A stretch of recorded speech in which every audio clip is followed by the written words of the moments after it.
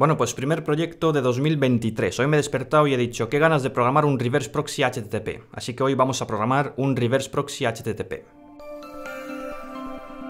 La idea de un proxy normal es lo que conocéis como VPN. Digamos que tenemos el cliente, después tenemos el servidor con el que el cliente quiere comunicarse y justo en medio tenemos otro servidor que es el proxy. Cuando el cliente quiere enviar una petición al servidor con el que quiere comunicarse, esa petición pasa primero por el proxy. Y lo que hace el proxy es hacerse pasar por el propio cliente, después mandar la petición al servidor original. Entonces, para cuando la petición llega al servidor, el servidor se piensa que el cliente es el proxy, entonces no sabe quién es el cliente real.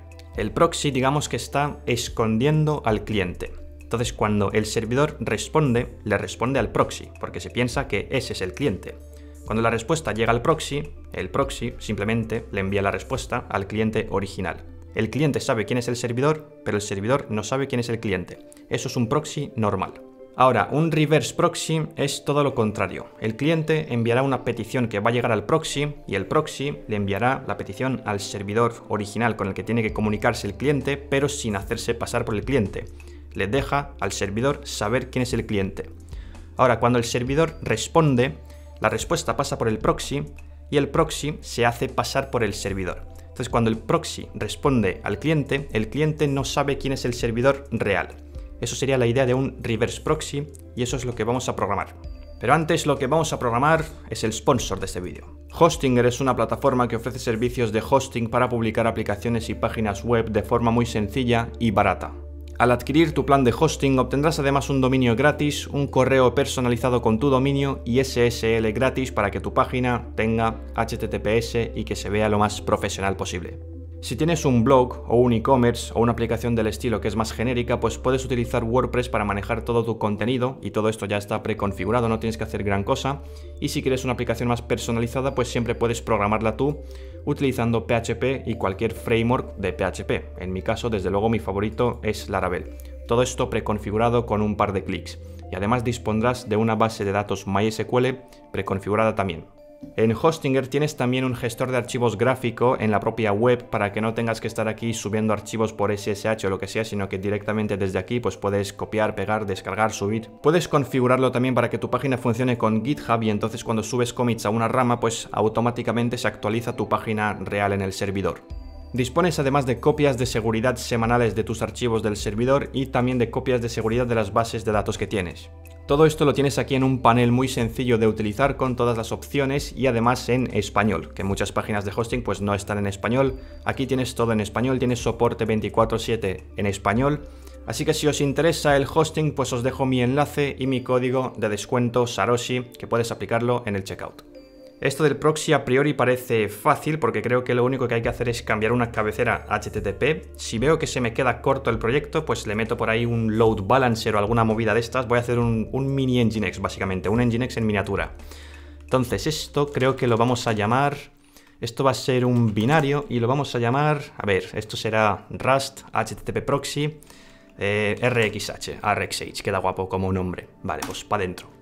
Ahora se viene una buena sesión de investigación porque no tengo ni puñetera idea de cómo se hace un proxy y aparte tengo una duda. ¿Deberemos usar aquí un event loop o no? Porque esto a priori lo que va a hacer es cambiar una cabecera HTTP y 4 cosas más. Entonces no sé si merece la pena tener un thread pool para eso o si se puede hacer todo con un event loop. Así que vamos a investigar qué es lo que hace la gente.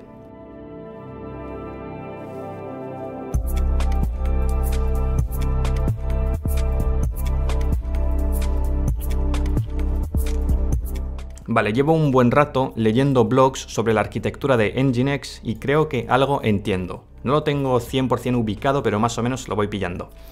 Creo que lo que hacen es que tienen un proceso principal que es el que se inicializa con la configuración de Nginx y este proceso pone en marcha un socket para escuchar peticiones entrantes.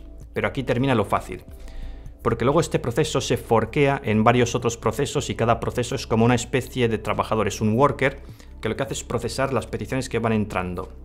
Entonces, claro, el socket que arranca este proceso no es un socket normal, es un socket con una configuración reuse port que permite a múltiples sockets de procesos distintos escuchar sobre la misma IP y sobre el mismo puerto.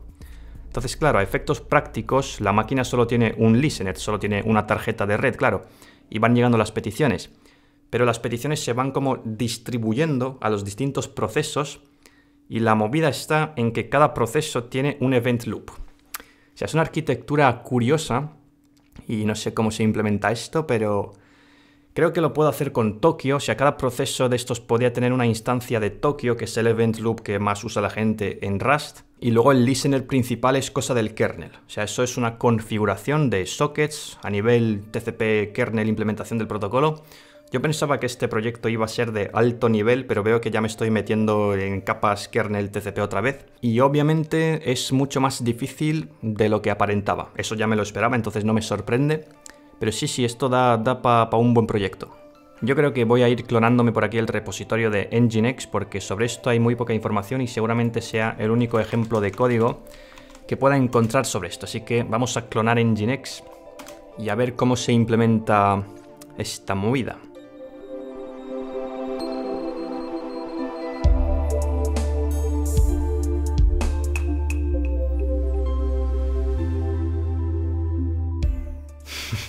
Me gusta cómo hay aquí un to-do de hace 20 años. A ver, Igor, tú y yo ya sabemos que si alguien pone un to-do, lo que significa eso es que no se va a hacer nunca.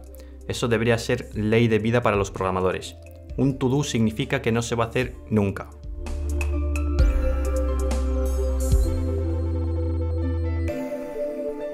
Bueno, pues llevo un rato jugando aquí con el código fuente de Nginx y creo que más o menos ya tengo aislada la parte que me interesa.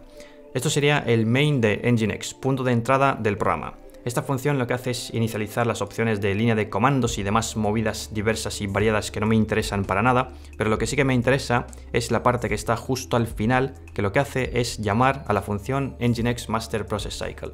Y esta función es la que pone en marcha al proceso maestro, que por así decirlo es el que controla a los demás.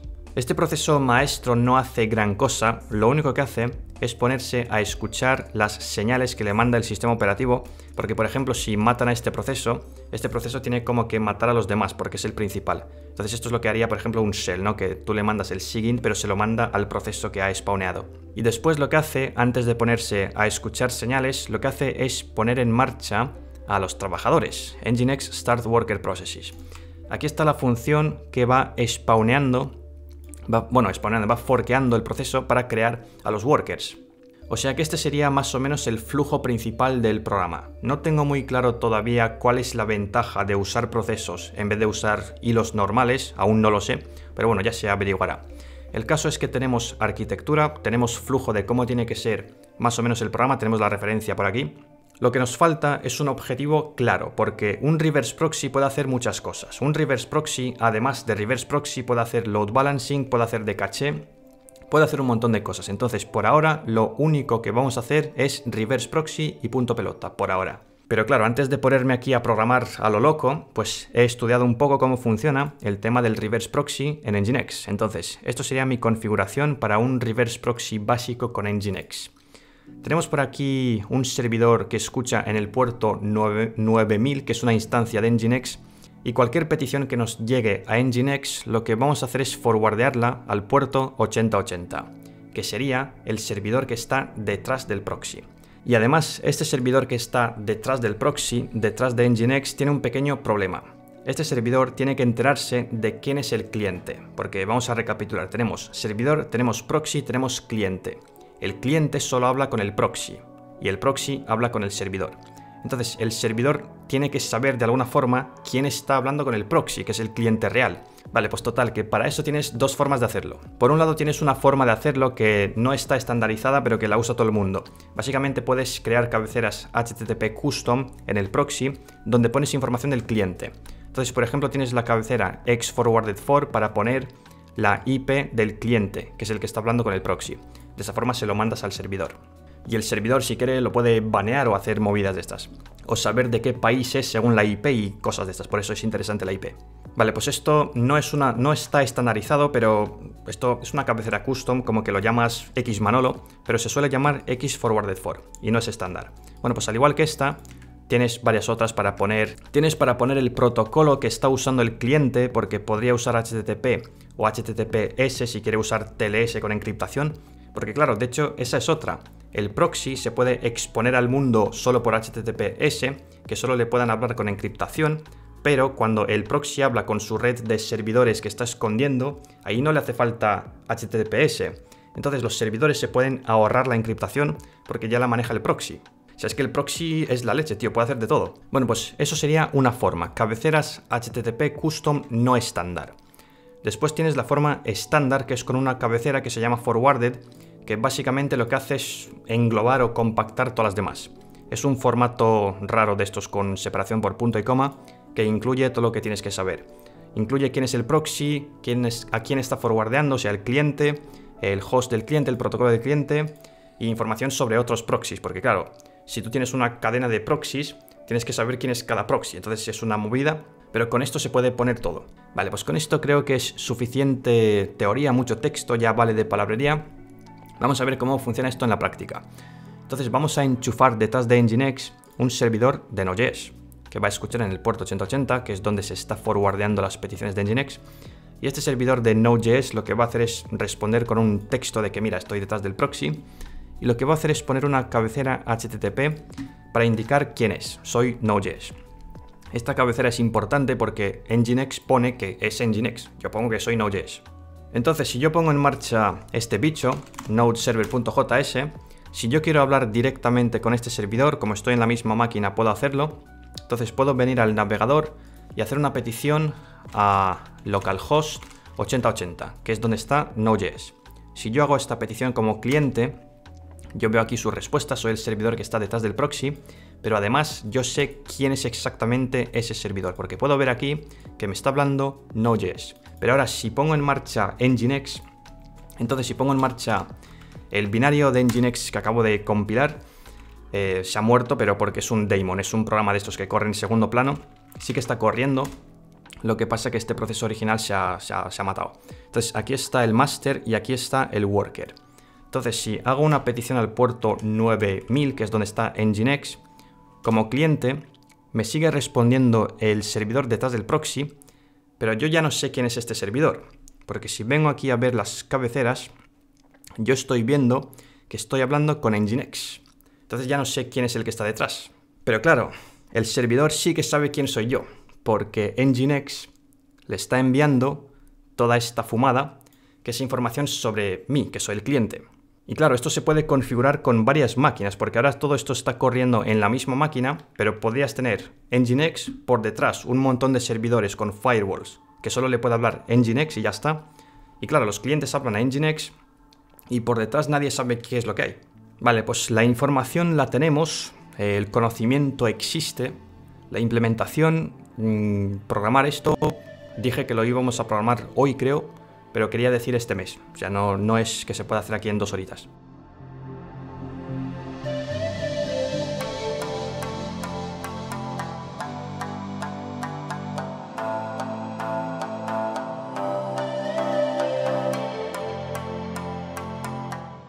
Lo más difícil de estos proyectos es empezarlos, porque no tengo ni idea de qué leches tengo que hacer. O sea, me he descargado por aquí una librería que se llama Hyper, que es como una implementación HTTP de muy bajo nivel, porque creo que necesito control a bajo nivel sobre las peticiones y respuestas HTTP. No quiero un servidor normal, quiero pillar una petición e inmediatamente mandarla a otro lado. Entonces por eso estoy yendo a lo más bajo nivel posible. Y tiene esta gente por aquí un ejemplo de cómo hacer un proxy normal, que no un reverse proxy. Pero no me estoy enterando de nada, tío. Principalmente porque no conozco mucho el ecosistema del tema de event loops en Rust y Tokio y todo esto. Esto es todo nuevo ahora mismo. Estoy en modo... no tengo ni idea de qué es esto, tío. Y aparte, según he estado leyendo por aquí, creo que ni siquiera me hace falta implementar la movida esta que hace Nginx de procesos con event loops, cada uno con un event loop y no sé qué. Porque según estoy viendo, Tokio hace algo similar a eso, pero con hilos. Entonces creo que no me hace falta implementar toda esa vaina, porque con un solo event loop podría simular la arquitectura de Nginx. Bueno, no simularla, sino tener algo parecido a nivel de hilos en vez de procesos. Lo cual me confunde todavía más de lo que ya estaba. Estoy ahora mismo en modo confusión total, pero bueno. Creo que con lo poco que he pillado por aquí, creo que puedo empezar a programar algo. Y conforme vas programando y te vas enterando de cómo funciona, ahí sí que se viene lo divertido, pero el principio es complicado.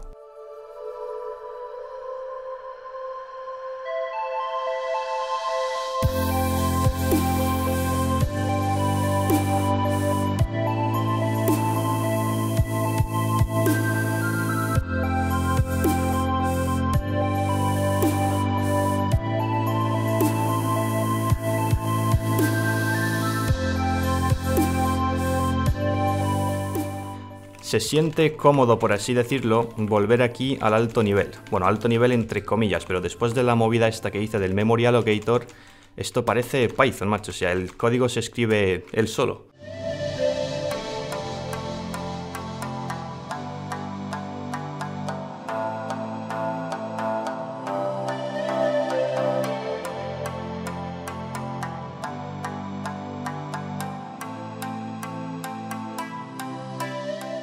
Acabo de hacer un puente entre IPv6 e IPv4, pero sin querer, o sea, estaba leyendo el RFC 7239, que es el que describe la funcionalidad de los proxies en HTTP, y me he dado cuenta de que si escucho sobre IPv6 y targeteo un servidor que está en IPv4 y le mando una petición a mi proxy en IPv6, me forwardea al IPv4 y me da la respuesta bien. O sea, existen soluciones de más bajo nivel, de capas de más bajo nivel para esto, pero mola, mola.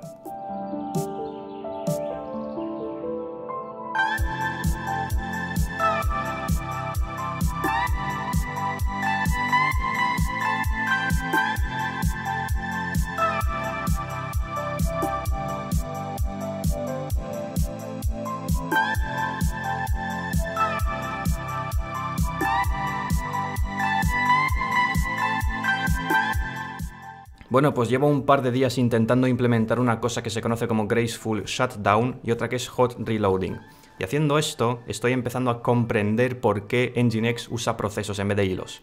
De hecho, he encontrado otro proyecto por aquí que se llama Sozu, que es un reverse proxy escrito en Rust también, y lo que ha hecho esta gente es literalmente copiar la arquitectura de Nginx. Es lo mismo, un proceso maestro y varios procesos trabajadores. En cambio, lo que tengo yo es la arquitectura de Tokio, que es básicamente un montón de hilos, no procesos, sino varios hilos que procesan tareas. Y con esta arquitectura se me está complicando, digamos, implementar Graceful Shutdown y Hot Reloading. Graceful Shutdown es básicamente terminar el proceso rollo bien, no así de repente. Si te mandan un SIGINT, control C para terminar el proceso, pues siendo un servidor no puedes simplemente terminar el proceso. Tienes que esperar a que todas las conexiones hayan terminado de enviar datos. Tienes múltiples sockets abiertos, tienes que esperar a que se cierren para que hayan podido enviar todos los datos. Porque en este nivel en el que estoy ahora, que estoy justo por encima de TCP, las peticiones a mí no me llegan completas. Si tú estás ahí con Node.js, te llega un request completo, con cabeceras, con contenido tal, pero aquí los requests me llegan como por frames, por partes, paquetes TCP. Entonces no puedo simplemente cortarle el socket a alguien que está enviándome partes de una petición HTTP. Claro, si tú tienes procesos y quieres terminar bien, esperando a que todo el mundo te haya mandado los datos, pues lo que haces es, le mandas a todos los procesos la señal de SIGINT y les dices, pues terminad, ¿no? Y poco a poco se esperarán a que se cierren los sockets y terminarán. Y ya está, los procesos terminan por sí solos, no tienes que hacer nada. Pero claro, si tienes hilos, tienes que esperar a que terminen los hilos. No puedes matar el proceso hasta que terminan los hilos que están procesando las conexiones. Entonces he encontrado por aquí un ejemplo de un proyecto que han hecho los de Tokio, que es como una especie de mini Redis, y lo que hacen para esperar a que todos los hilos terminen es usar paso de mensajes, varios canales de broadcast, y básicamente lo que hacen es, llega control C, mandan un broadcast y le dicen a todo el mundo, a todos los hilos, tenéis que terminar. Y después lo que hacen es esperar a que todos los hilos notifiquen de que han terminado. O sea, es un poco más complicado que con procesos. Y luego, por otro lado, el tema del hot reloading lo que significa es que tú tienes un archivo de configuración que lo cargas cuando se inicia el servidor. Pero si la gente quiere cambiar este archivo y poner otra configuración, lo ideal sería que no tengan que reiniciar el servidor completo, es decir, matar el proceso y poner otro en marcha. Porque eso significaría que durante un pequeño instante tienes downtime, o sea, tienes el servidor caído, nadie puede acceder. Entonces, para evitar eso, lo que hace Nginx, por ejemplo, es tú le dices que haga un reload, pero no termina el proceso. Lo que hace es enviar la señal de que tienen que terminar a los servidores antiguos, a los procesos que estaban sirviendo conexiones, les dice tenéis que terminar. Pero inmediatamente pone en marcha otro servidor con la configuración nueva. Entonces tienes como dos servidores coexistiendo al mismo tiempo, unos con la configuración antigua que están esperando a que terminen los sockets antiguos y el nuevo, que está procesando conexiones nuevas. O sea, es bastante... estas dos cosas son bastante más complicadas. Bueno, yo no sabía ni que las tenía que implementar, pero son bastante complicadas de implementar. Si veo que me termina dando por saco el tema de la arquitectura esta de hilos, lo que voy a hacer es copiar Nginx. Pero por ahora voy a intentar implementar mi propio sistema aquí sobre Tokio, intentar hacerlo todo con hilos en vez de procesos.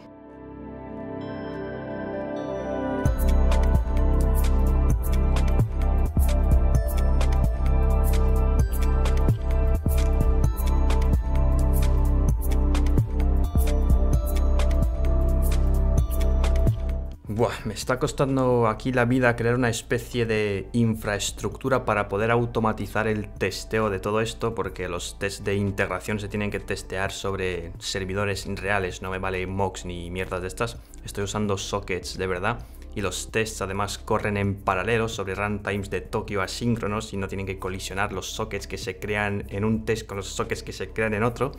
Y es una locura, pero bueno, más o menos ahora me está quedando bonito, ahora sí que está rulando. Ahora que ya puedo testear, puedo programar bien, porque si no puedo testear lo que estoy haciendo es un poco cutre.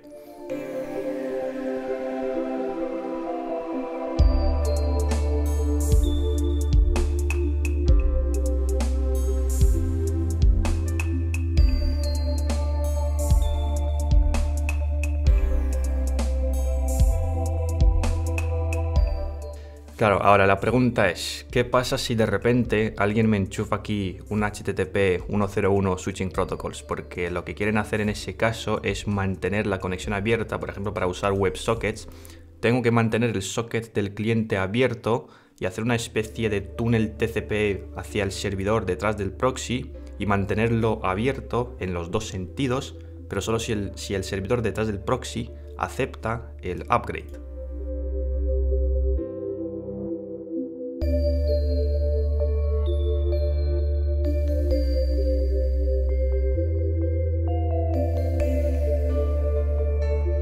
Vamos, que lo he conseguido. Tengo aquí un servidor de chat que funciona con Socket.io en el puerto 8080, que si me conecto con el navegador me manda un HTML que se conecta con Socket.io al puerto 8100, que es donde está mi proxy forwardeando las peticiones al 8080, que es el backend de Socket.io.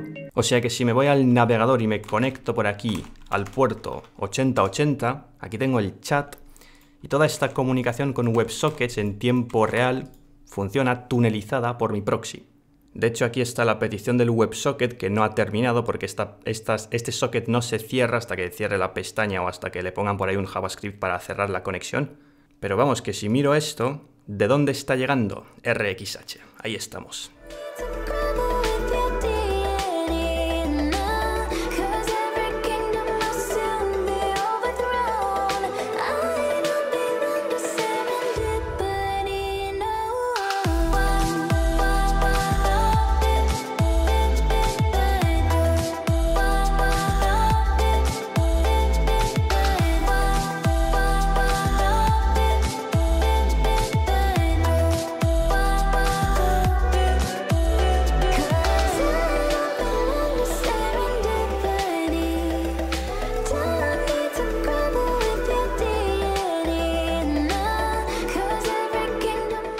Bueno, pues yo creo que ya va siendo hora de dejar de programar, o al menos de dejar esto aparcado por un rato, porque estos proyectos le metes una funcionalidad nueva y se te ocurren otras 40 que puedes meterle, entonces no acabas nunca. Por ahora yo creo que vamos bien porque llevo escritas ya 2.929 líneas de código. Bueno, si le quitamos la documentación, 2.158, pero yo soy muy fan de la documentación, tengo que documentar todo de arriba abajo. Vamos primero a las funcionalidades. ¿Qué funcionalidades le he metido a esto? Bueno, pues además de ser un proxy, ahora hace más cosas. La configuración ya ha cambiado un poco. Le he metido aquí varias opciones que se pueden usar. Entonces, para empezar, esto permite tener múltiples servidores sobre el mismo programa. Como Nginx puedes tener múltiples servidores en varios puertos y no solo eso, sino que cada servidor a su vez puede escuchar él mismo en varios puertos y eso te permite pues escuchar en varias IPs si tienes múltiples tarjetas de red o interfaces de red o incluso en múltiples puertos para no tener que duplicar esta configuración. Entonces eso por un lado, multiserver, tenemos múltiples servidores. Por otro lado, cada servidor tiene como una serie de cláusulas para saber qué es lo que tiene que hacer según la petición que llega. Entonces, por ejemplo, en este caso, este servidor, si llega una petición cuya URI empieza con /API, lo que hace es forwardear la petición hacia los backends que están en estos puertos. Porque los proxies es lo que os contaba de los load balancers, que tú puedes tener múltiples backends por detrás y hacer load balancing. Luego os explico cómo funciona el algoritmo de load balancing, pero bueno, de momento las funcionalidades básicas son estas. En este caso, si llega una petición a /API, se forwardea a los backends.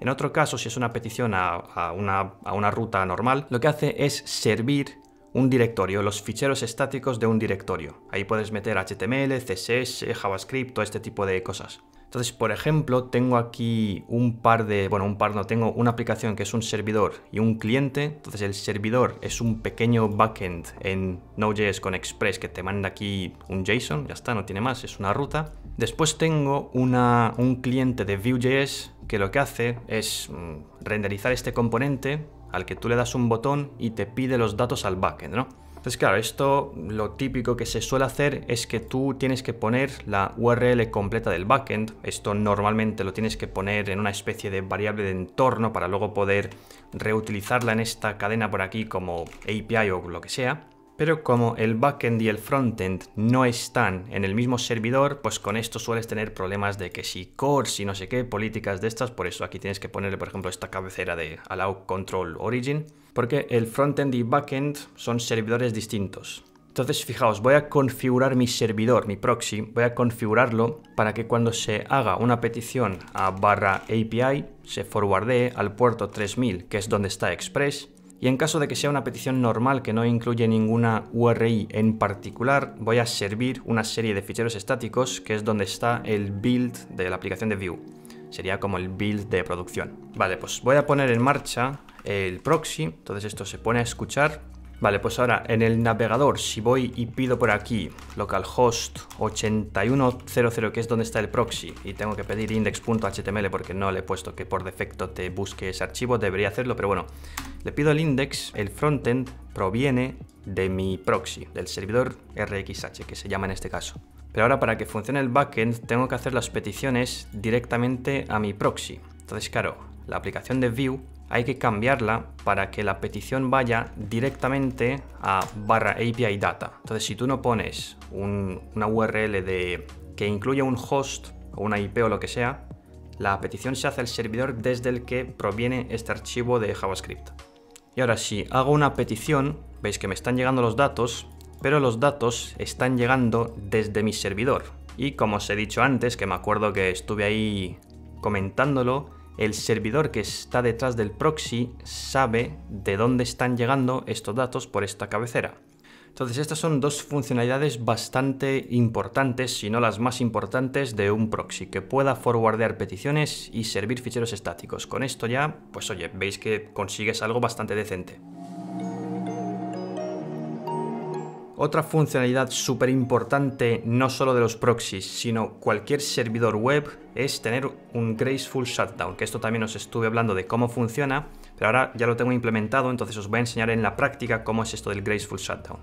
Entonces, para enseñaros esto, tengo por aquí un script de Python que lo que hace es enviar esta petición, pero solo cuando yo le doy al Enter. Si abro el programa, se conecta, me abre un socket contra mi servidor, pero no envía nada hasta que yo le dé al Enter. Claro, entonces si vengo aquí y pongo en marcha el proxy, que está escuchando en el puerto 81100, y ahora abro por aquí con este script de Python una conexión, pero no le envío el HTTP como tal, no le envío una petición, simplemente abro el socket, me abro otro socket por aquí, entonces segunda conexión, abro otro socket por aquí, esto sería 3 conexiones, entonces ahora si a este servidor le doy control C, no termina. Entonces aquí ya estáis viendo que tenemos una tarea que se llama master, que lo que hace es enviar la señal de shutdown a todos los servidores, porque puedes tener varios servidores en el mismo programa. Y luego cada servidor por separado pues va recibiendo esa señal de shutdown. Pero claro, si tiene conexiones abiertas no se puede terminar. Entonces este servidor dice que tiene 3 conexiones pendientes, por lo tanto no termina. El otro servidor que estaba escuchando en esta IP sí que termina. Pero este otro servidor, hasta que yo no decida terminar estas peticiones, pues no va a hacer que no pueda terminar el proceso. Eso sí, como yo le he mandado la señal de control C a este servidor, sabe que no puede aceptar conexiones. Entonces, claro, si intento abrir otra conexión por aquí con el mismo script de Python, vengo por aquí, le digo python request.py este me dice Connection Refused. Ya no acepta conexiones, pero las que están activas en este momento sí que pueden enviar datos. Entonces aquí si le doy al Enter, recibe la respuesta del proxy, que en este caso dice que no encuentra la ruta. Esto creo que es Express diciendo que no encuentra API test. Pero veis que esta conexión ha podido terminar. Del mismo modo, esta puede terminar. Y esta de aquí también puede terminar. Y ahora sí, el proceso termina cuando todos los sockets se han cerrado. Bueno, pues esto es súper importante.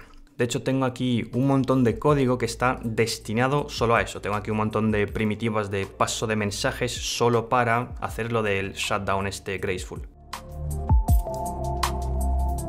Otra cosa que os estuve diciendo al principio es el tema del load balancing. El load balancing también está bastante guapo. Existen diversos algoritmos de load balancing. El más simple de todos es el round robin. Entonces imagínate que tienes un proxy en el medio y detrás tienes 3 servidores.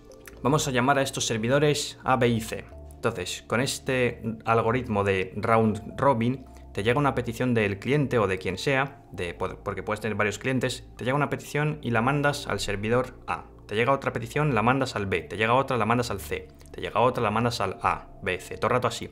Vas haciendo como una especie de ciclo, ABC, ABC, ABC. Eso es round robin normal. El problema que tiene este algoritmo es que no tiene en cuenta el hecho de que un servidor puede ser más potente que otro, por lo tanto puede procesar más peticiones que otro. Y por eso existe otro algoritmo que es el que he implementado yo, que es el weighted round robin, que básicamente consiste en asignar a cada servidor un peso, digamos.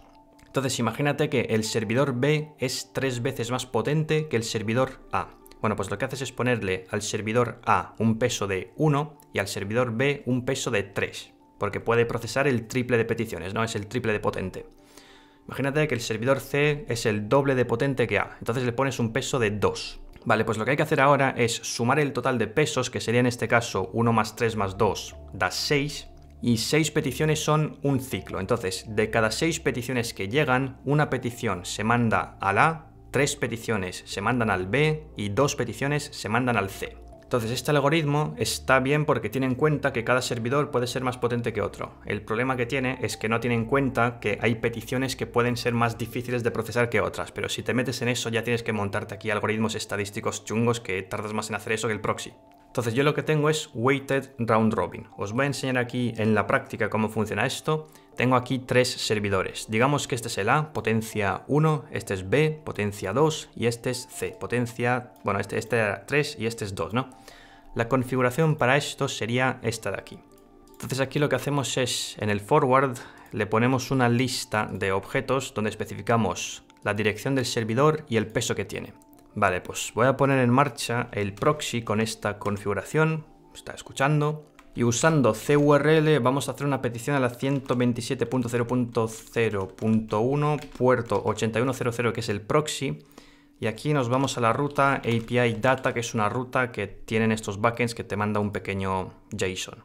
Vale, pues esta es la primera petición. Entonces la primera petición veis que ha llegado aquí.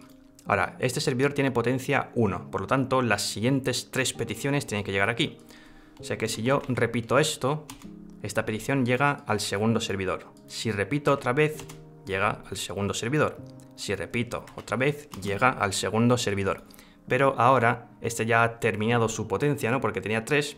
Entonces, si sigo haciendo peticiones, esta petición ya se va al servidor C, que tiene potencia 2. O sea que si hago otra, se viene por aquí y ahora el ciclo se repite y volvemos al 1 y así todo el rato.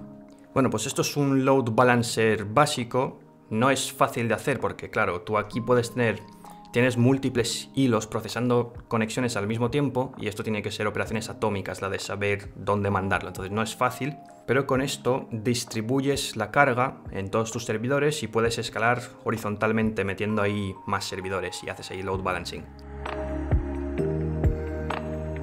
Otra cosa que os estuve comentando antes que me costó bastante hacerla es que funcionen los upgrades. En HTTP versión 1, por ahora mi proxy solo funciona con versión 1.1 porque la 2 tiene cosas distintas, pero bueno, en HTTP 1.1 puedes utilizar una cabecera que es Connection Upgrade y después otra cabecera que es Upgrade para especificar el protocolo al que quieres upgradearte, ¿no? Subirte. En la mayoría de casos se va a utilizar WebSockets.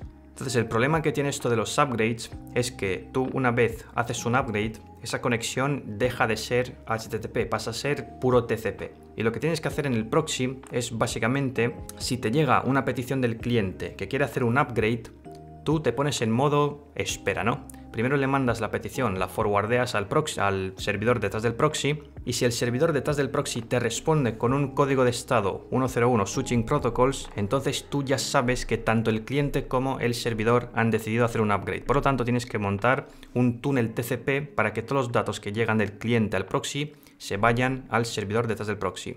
Y viceversa, todos los datos que llegan del servidor detrás del proxy a ti, tiene que irse al cliente. Y eso ya no es HTTP, es un túnel de puro TCP. Entonces, ahora que tengo el tema de los ficheros estáticos, os enseño cómo funciona este servidor de chat. Si pongo en marcha aquí npm start, esto es el servidor de backend, solo el de chats, que funciona con WebSockets, en este caso con socket.io, que es la librería esta súper famosa de WebSockets. Entonces, esto es backend puerto 4000. Después tenemos este directorio de ficheros estáticos, que es donde está el index, que es el frontend. El frontend vamos a servirlo desde el proxy. Por lo tanto, mi configuración ahora es esta. Si la URI empieza por socket.io, hago un forward al backend de WebSockets. Y si no, pues le sirvo ficheros estáticos. Vale, pues aquí tengo el frontend del chat y por aquí tengo abierto un WebSocket. Este WebSocket, mi cliente, lo tiene abierto contra el proxy. Pero el proxy a su vez tiene abierto una conexión upgrade contra el servidor detrás del proxy. Entonces, claro, si yo voy mandando cosas por aquí, esto llega al servidor que está detrás del proxy por el WebSocket. Esto no es que sea súper importante tenerlo en un proxy, pero bueno, mola hacerlo. Os voy a enseñar ahora el rendimiento de este programa comparado con Nginx. Después os explico la arquitectura de cómo está hecho el programa, aunque está muy basada en Tokio, pero bueno, os explico cómo funciona Tokio. Entonces lo que vamos a hacer en este caso es poner en marcha un servidor que sea muy rápido en el puerto 8000 y forwardear todo ahí.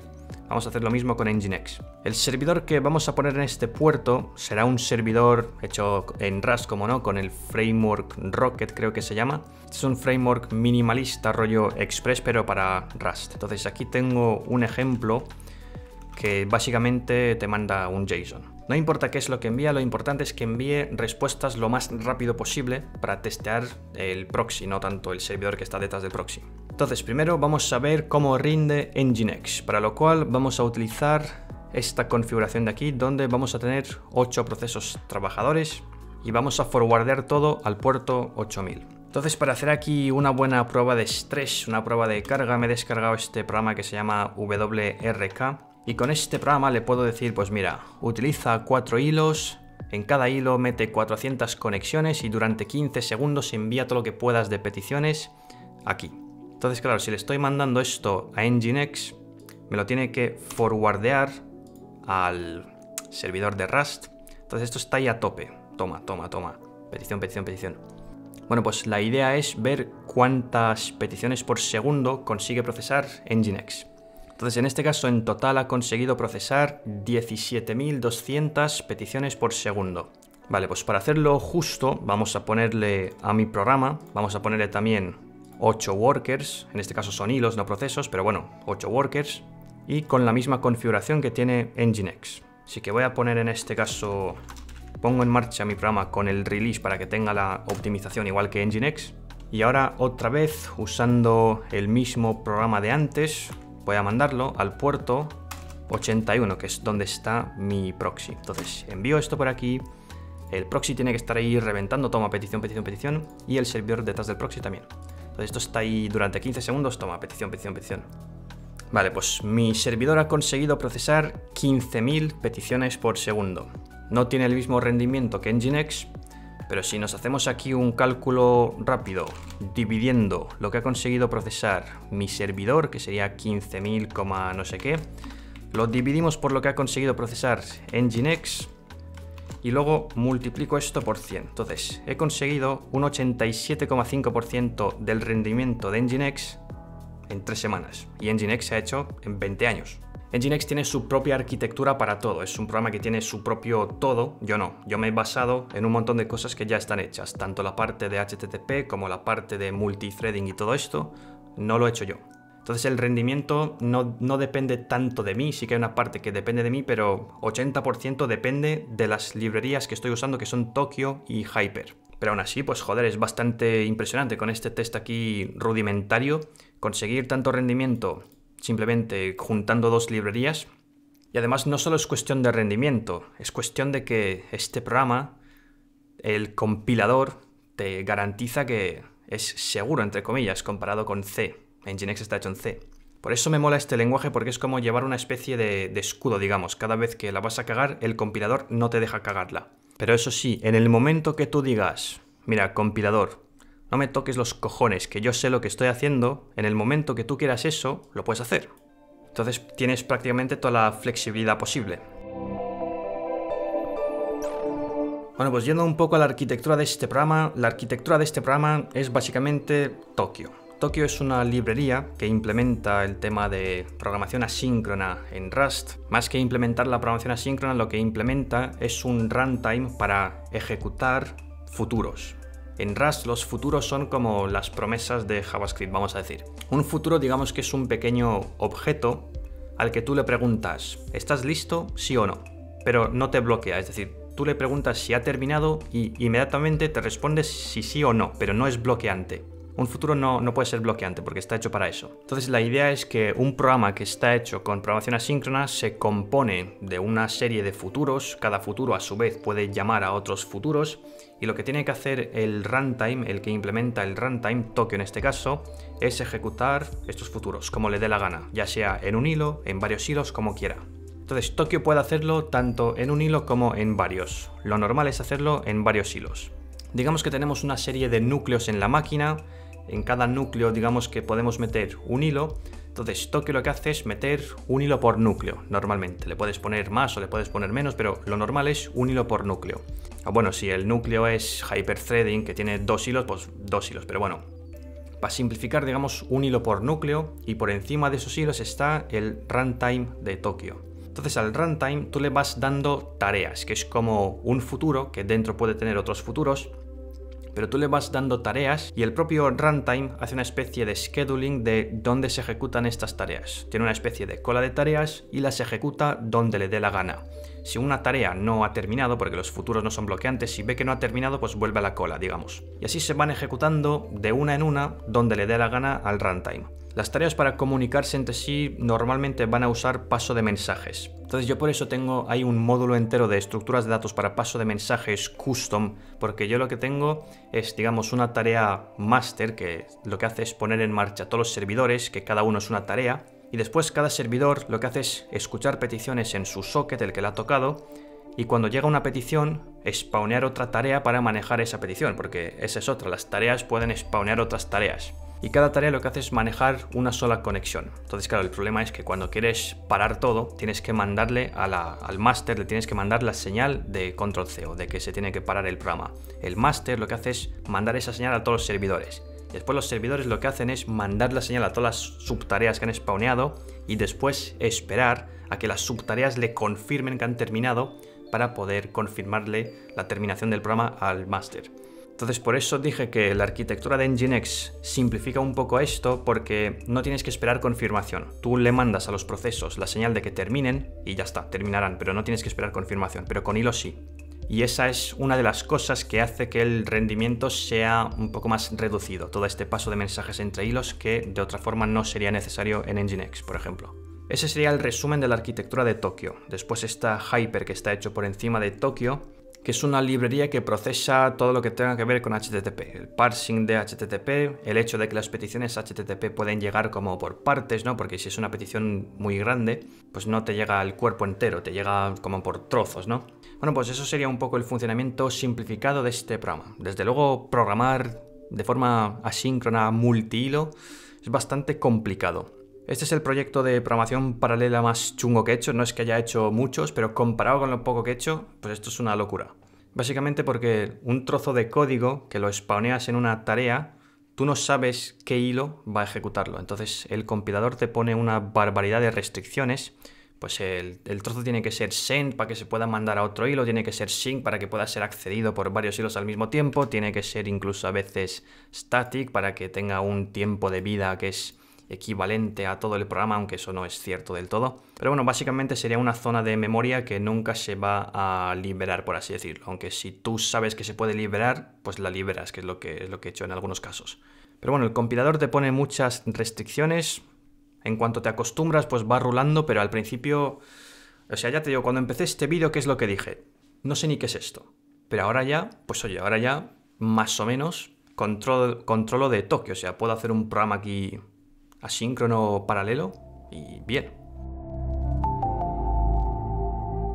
Ahora que ya he hecho un par de proyectos de estos que son un poco más serios, este es uno, el otro es el Memory Allocator, que lo tenéis en otro vídeo, pues ya veis un poco cuáles son los pasos a seguir, ¿no? Punto número 1, investigación, una tremenda investigación porque no sabes ni lo que tienes que hacer. Punto número 2, una vez sabes lo que tienes que hacer, empezar planeando las estructuras de datos. Lo más importante de estos programas es planear bien las estructuras de datos, porque si empiezas mal por ahí ya la estás cagando. O sea, lo más importante es tener las estructuras de datos bien diseñadas y lo que va a hacer cada una y tal. Después, también es importante empezar el programa pensando en cómo vas a testearlo, porque si este programa no le hubiera hecho tests hasta llegar a este punto, me hubiera vuelto loco. O sea, ahora mismo no podría hacerle tests, pero como ya desde el principio lo he hecho pensando en unit testing, más que unit testing, esto es integration testing, porque testear unidades pequeñas es un poco complicado, aunque sí que tengo unit tests, pero en general lo que tengo sobre todo es tests de integración que testean todo el programa entero. Entonces, para hacer esto, pues he tenido que montarme aquí toda una infraestructura para poder testearlo, porque esto corre con sockets reales, con el runtime de Tokio real, o sea, esto no son mocks ni movidas raras, es real, tal cual. Y como lo he hecho desde el principio, pues he podido adaptar poco a poco el programa a los tests, porque si no, ya te digo que hubiera sido imposible testearlo ahora. Si lo haces bien, pues puedes testear absolutamente todo. O sea, yo tengo aquí tests para todo prácticamente. Tengo incluso el test del Graceful Shutdown porque el programa, en tiempo real dentro del propio programa, me va dando actualizaciones de su estado. O sea, no tengo que verlo por consola, sino dentro del propio programa ya me los da, como por paso de mensajes, aunque esté en otro hilo. O sea, todo esto ya está pensado desde el principio. He podido testear también el tema de tener un límite de conexiones, que esto no lo he dicho, pero en Nginx, por ejemplo, puedes tener límite de conexiones 512. Aquí también puedes ponerle límite de conexiones para un servidor 1024, por ejemplo. Y eso también está testeado. Se testea que una vez llega al límite de conexiones, pues ya no hay más conexiones. Lo único que creo que me ha faltado hacer es no solo pensar en tests desde el principio, sino en este tipo de proyectos que es importante el rendimiento, pensar en el rendimiento desde el principio y testear el propio rendimiento, o sea, tener benchmarks y cada cambio que haces comparar los benchmarks para ver si has mejorado o empeorado. Es importante llevar como un tracking del rendimiento. Bueno, esto lo he visto en librerías, las librerías que estoy usando. Por ejemplo, mira, esta librería de Rocket no la estoy usando, pero Hyper sí que tiene lo mismo, tiene un directorio solo para probar benchmarks. Entonces estas cosas, pues bueno, no las sabía, las he aprendido ahora, hay que meterle benchmarks a programas de este estilo. Y así tienes información sobre el tiempo que tarda en ejecutar un trozo de código, la memoria que consume, lo tienes todo. Bueno, pues creo que hemos visto como toda la superficie del programa. Si queréis verlo en detalle, pues tenéis el repositorio en GitHub. Como siempre, por mi parte, todo está documentadísimo. O sea, yo documento incluso las funciones que son privadas, que no son una API pública. Yo documento todo eso porque es importante para la gente que lee luego el codebase o que tiene que trabajar en el codebase, porque he visto muchas librerías que sí que te ponen buena documentación para las APIs públicas, pero no lo que es privado por dentro. Pero yo no, yo te lo pongo todo, incluso te pongo ahí dibujitos de cómo funciona, yo lo documento todo. Este tipo de proyectos mola hacerlos como tal, son complicados, pero mola hacerlos, es como el Dark Souls de la programación, es complicado pero mola. Pero bueno, mi idea es esa, es meterme en proyectos cada vez más serios y que no sean de la web, porque me he aburrido un poco de la web y de APIs y de frontends y backends. Ahora quiero hacer otras cosas, ¿no? Lo que dije en el vídeo del Allocator, cosas que tú das por hecho que existen, las voy a hacer yo. Entonces tengo en mente hacer proyectos rollo intérpretes, compiladores, gestores de bases de datos, estructuras de datos concurrentes, rollo un hashmap concurrente, cosas de estas. Implementar protocolos de red.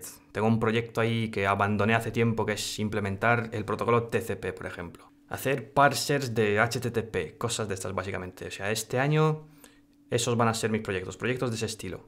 Son complicados de hacer, pero bueno, te lo pasas bien. O sea, yo me lo paso como un niño en Navidad haciendo estas cosas. Ya lo habéis visto mientras estaba grabando la parte del desarrollo. Simplemente llevan mucho tiempo de hacer, pero luego tienes ahí una serie de proyectos sólidos, que no son un to-do list o cosas de estas y con los que aprendes mucho. Así que nada, dicho esto, dejamos por aquí y nos vemos en el siguiente vídeo.